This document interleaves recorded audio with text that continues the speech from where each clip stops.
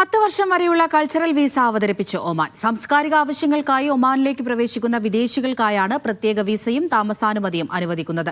സാംസ്കാരിക വിനിമയം വർദ്ധിപ്പിക്കുന്നതിനും രാജ്യാന്തര പ്രതിഭകളെ ആകർഷിക്കുന്നതും ലക്ഷ്യമിട്ടാണ് നീക്കം. പോലീസ് കസ്റ്റംസ് ഇൻസ്പെക്ടർ ജനറൽ ഒപ്പിട്ട നിയമ ഭേദഗതികൾ ഈ മാസം 3-ന് ഔദ്യോഗിക ഗസറ്റിൽ പ്രസിദ്ധീകരിച്ചതോടെയാണ് നിയമം പ്രാബല്യത്തിൽ വന്നത്. 1 വർഷത്തേക്കുള്ള കൾച്ചറൽ വിസയ്ക്ക് 50 റിയാലാണ് ഫീസ്. 5-10 വർഷത്തേക്കുള്ള വിസയിൽ ഓരോ വർഷവും 50 റിയാൽ വീതം നൽകണം. സാംസ്കാരിക വിനിമയം വർദ്ധിപ്പിക്കുന്നതിനും രാജ്യാന്തര പ്രതിഭകളെ ആകർഷിക്കുന്നതിനും ലക്ഷ്യമിട്ടാണ് നീക്കം. സാംസ്കാരിക ആവശ്യങ്ങൾക്കായി ഒമാനിലേക്ക് പ്രവേശിക്കുന്ന വിദേശികൾക്കായി പ്രത്യേക വിസയും താമസാനുമതിയും അനുവദിക്കുകയാണ്. ഒമാനിലെത്തുന്ന വിദേശിക്കും ജീവിത പങ്കാളിക്കും മക്കൾ, മാതാപിതാക്കൾ, സഹോദരങ്ങൾ തുടങ്ങി അടുത്ത ബന്ധുക്കൾക്കും വിസയും താമസാനുമതിയും അനുവദിക്കും.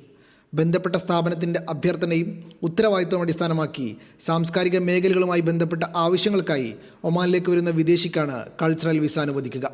ഇഷ്യൂ ചെയ്ത തീയതി മുതൽ 3 മാസത്തിനുള്ളിൽ ഇത് ഉപയോഗിക്കണം. ബന്ധുക്കൾക്കും പങ്കാളിക്കുമുള്ള കൾച്ചറൽ ജോയിൻറ്റ് വിസയ്ക്ക് പ്രതിവർഷം 10 റിയാൽ നൽകണം. Media 1, Muscat.